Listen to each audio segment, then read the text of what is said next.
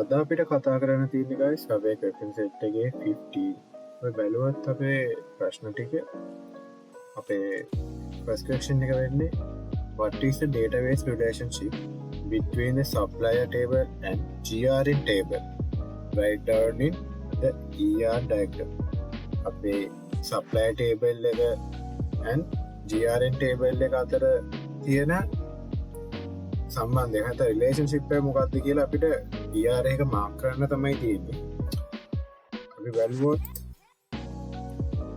Supplier කෙනෙක් supplier මෙතන අපි සප්ලයර් ටේබල් එක මෙතන අපි GRN ටේබල් එක අපි හදාගත්තා. සාමාන්‍යයෙන් GRN එකක් ගත්තොත් එක සප්ලයර් කෙනෙක්ට GRN ගොඩක් තියෙන්න පුළුවන්. මොකද මේ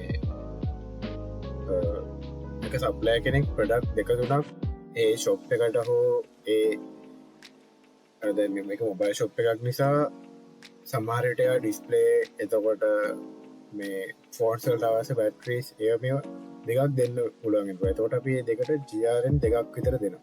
දෙකක් හම්බ වෙනවා. ප්‍රොඩක්ට් දෙකක් නිසා. ඊට පස්සේ GRN එක පැත්තෙන් ගත්තොත් අපි සප්ලයර්ස්ලා දෙන්නෙක්ට එක GRN එකක් දෙන්න. එක සප්ලයර් කෙනෙක්ට එක GRN එකක් තමයි හම්බෙන්නේ. යුනික් GRN එකක් තමයි හම්බෙන්නේ. සප්ලයර්ස්ලා දෙන්නෙක් ගත්තොත් එයා ඒ දෙන්නට GRN එකක් කියලා හම්බෙන්නේ නැහැ. ඒකට හම්බෙන්නේ GRN දෙකක්. ඒක හින්දා මේක වෙන්නේ one to many එකක්. අපි මේක one to many එක මේ 1/9 කියලා sorry 1/n කියන එකෙන් තමයි අපි one to many relationship එක මාක් කරන්නේ. එතකොට many වෙන්නේ GRN one වෙන්නේ supply. මෙහෙම තමයි first question එකේ විදිහට අපේ table එකේ ER එකේදී relationship එක mark වෙන්නේ.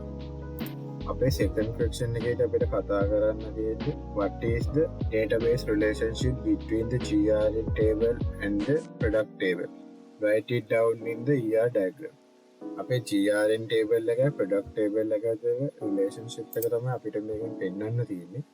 මේ product table එකයි GRN එකයි. අපි supplier කෙනෙක්ගෙන් ගන්න products ඒ ගන්න products වලට තමයි අපිට GRN එකක් හම්බෙන්නේ. අපි supplier ගෙන් කොච්චර table කොච්චර products ගත්තත් අපිට එක supplier කෙනෙක්ට හම්බෙන්නේ එක GRN එකක් විතරයි. ඒක නිසා අපේ product පැත්ත තමයි මේකෙදි many වෙන්නේ. කියන්නේ මෙතනත් අපිට පාවිච්චි කරන්න පුළුවන් වෙන්නේ one to many relationship එක.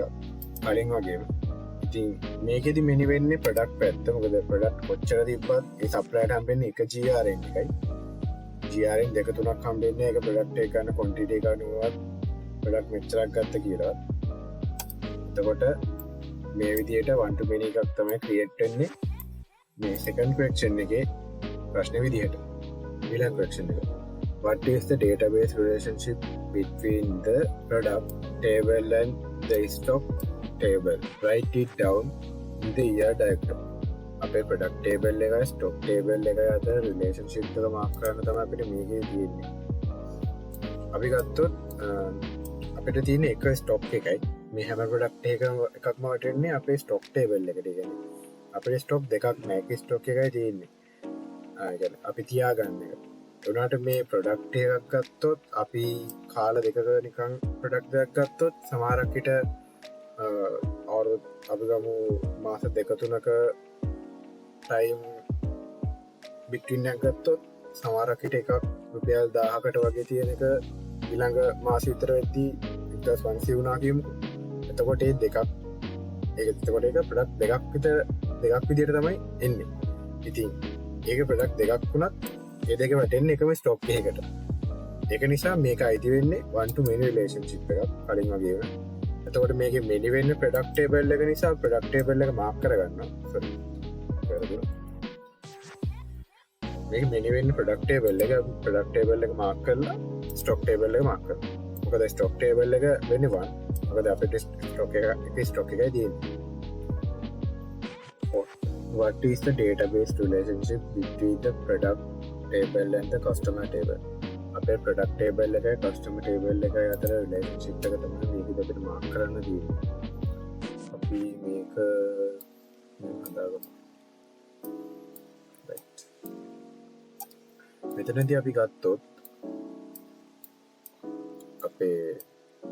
ප්‍රඩක්් ටේබල් කස්ටම ටේබල් කස්ටම කෙනෙක්ට පුළුවන් ඕනම ශොප්පයකින් ප්‍රඩක්් කැමති ගානක් ගන්න දැම එක ෆෝන් ශොප් එකක් නිසා එක කස්ටම කෙනෙක්ට පුළන් ඕන අප ෆෝන් එකක් සැම්සුන් නොකිය කැමති ෆෝන් එකක් හෝ දෙකක් තුනක් කැමති ගානක් ගන්න පුළුව හැබැයි අපි ප්‍රඩක්් එක ප්‍රඩක්ටේබලයෙන් ගත් පැත්තෙන් ගත්තොත් එක ප්‍රඩක්් එකක් වශයෙන් ගත්තොත් ප්‍රඩක්් එක ඇති එක කස්ටම කෙනෙක් විතරයි එක බයි කරන ඕනට විතරයි බයි කරන කෙනාට බයට විතරයි එක අයිති ඒක නිසා මෙතනදී තියෙන්නේ අපිට වන්ට මිනි රිලේෂන් ශිප් එකක් එතකොට මේකෙදි මිනිවෙන්න ප්‍රඩක්් එක සහ වන්නවෙන්න අපේ කස්ටම තොට මේ විදියට තමයි එක හැදෙන්නේ What is the database relationship between the product table and the invoice table? Write it down in the year diagram.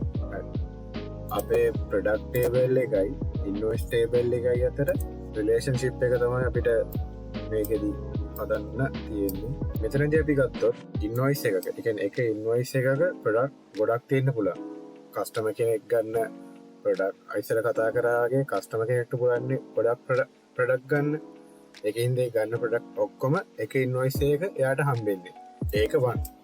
product table එක පැත්තෙන් ගත්තොත් එක product එකක් තියෙන්න පුළුවන් එක invoice එක විතරයි. like customers දෙන්නෙක් ඉන්නවා. ඒ customers දෙන්නගෙන් එක්කෙනෙක් අපේ iPhone 12 එකක් ගන්නවා.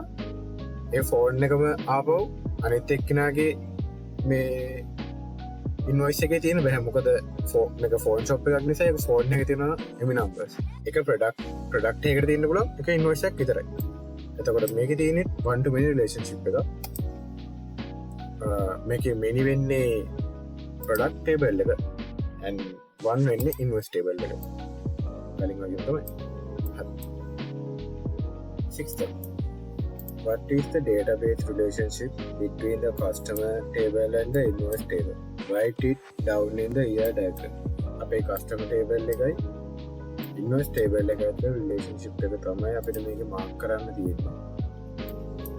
මෙතන අපේ customer and මෙතන අපේ invoice එක. right.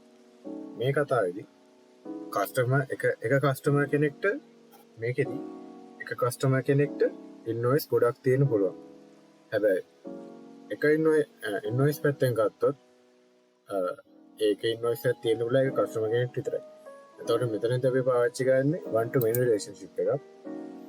එතකොට මේකෙදි many වෙන්නේ invoice එක, one වෙන්නේ customer. මේ විදිහට තමයි ටික හැදෙන්නේ. right. අපේ question set 15 එකත් මේ විදිහට ඉවරයි. 11th එකේ ඉඳන් 15 වෙනකන් කතා කරේ එකම scenario එකක් යන question set මේ ප්‍රශ්න ටික. ඉතින් එක මෙතනින් ඉවරයි. මේ තමයි last එක. අපි ඊළඟ question set එකෙන් හම්බෙමු. Thank you.